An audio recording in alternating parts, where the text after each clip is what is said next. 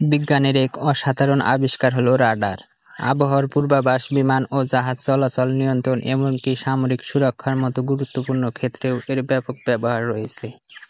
কিভাবে এই প্রযুক্তি কাজ করে এবং এর পেছনের রহস্য কী, তা নিয়েই আজকে আমাদের আলোচনা।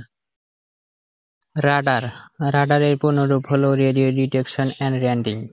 এটি এমন একটি পদ্ধতি বা যন্ত্র যা রেডিও তরঙ্গ ব্যবহার করে দূরবর্তী কোনো বস্তুর উপস্থিত অবস্থান, দূরত্ব, উচ্চতা, দিক এবং গতি নির্ণয় করতে পারে।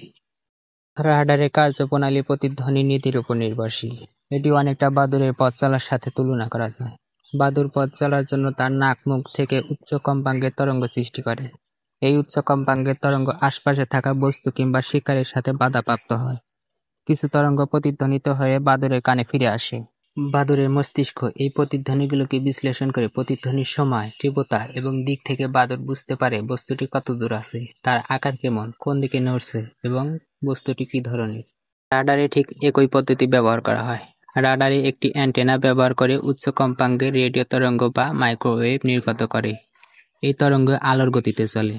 যখন এই তরঙ্গগুলো কোনো বস্তু, যেমন বিমান, জাহাজ, মেঘ দ্বারা বাধাপ্রাপ্ত হয়, তখন তা প্রতিফলিত হয়ে রাডারের অ্যান্টেনার দিকে ফিরে আসে। রাডার প্রাপ্ত প্রতিধ্বনিগুলোকে বিশ্লেষণ করে।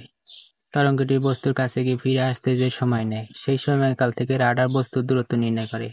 এছাড়া প্রতিফলিত তরঙ্গ কম্পাঙ্কের পরিবর্তনের মাধ্যমে বস্তুর গতি এবং দিক নির্ণয় করা হয়।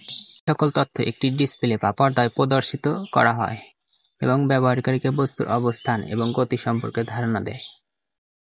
তো এই ছিল আজকে আমাদের ভিডিও। কেমন হলো তা কমেন্টে অবশ্যই জানাবেন এবং আমাদের চ্যানেলটি সাবস্ক্রাইব না করে থাকলে অবশ্যই সাবস্ক্রাইব করবেন।